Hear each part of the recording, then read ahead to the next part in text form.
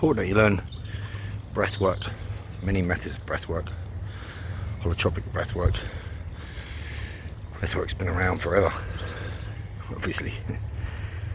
Within yoga, breath work is really good. So if you think about the first nutrient that the body needs, it's oxygen. So the Wim Hof breathing method is really good. That's what I started to look at. And I started to look a little bit more outside the box. Troy Casey does this Breath for Life course that I'd recommend, really good. Get control of your breathing. You can control your sympathetic nervous system in as much as you can stay parasympathetic nervous system, control that autonomic response, where you can stay out of fight or flight and get out of it if you recognize you're in it. It's also really good for being present. So a couple of methods that I use. First of all, some terminology. Inward breath, breathing in. Doesn't matter really if it's in through the mouth or in through the nose, ideally in through the nose. Outward breath, breathing out. Inward breath retention would mean holding your breath inward. Outward breath retention would be holding your breath outward. So the Wim Hof breathing method, which is simply breathe in, so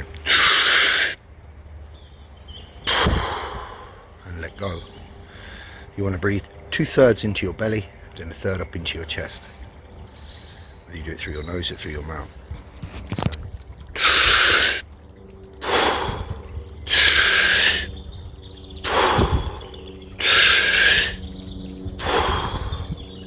The Wim Hof breathing method is you should do 3 rounds of 30 to 40 breaths. And after the first round of 30, say 30 breaths outward, hold the retention 30 seconds, 60 seconds, as long as you can. You can do it for some minutes, but 30 to 60 seconds is good. 30 seconds is fine. So 30 breaths inward and outward, hold the outward retention for 30 seconds, and breathe in, let the breathing return to normal, and then repeat 3 to 4 rounds. It's the Wim Hof method. The other that I like is the breath of fire, which you can use for emergency breathing. You know, get your heart rate down if you're alarmed, or if you're feeling agitated or stressed, just to bring yourself back on center. And that is, you do this lion's breath out, where you expel the air, all the stale air out. Take half a breath in, and then in and out through your nose rapidly.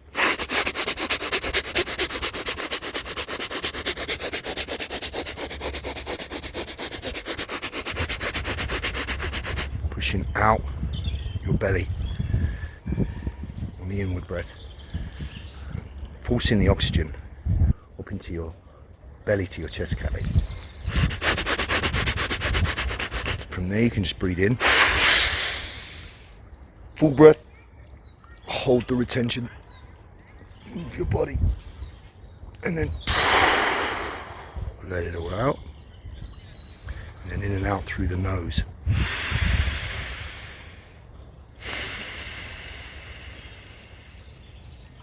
Really calming.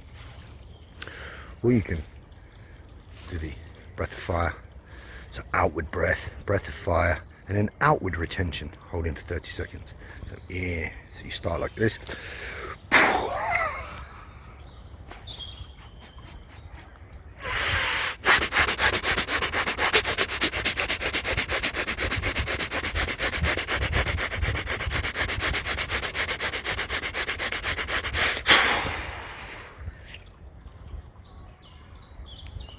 hold,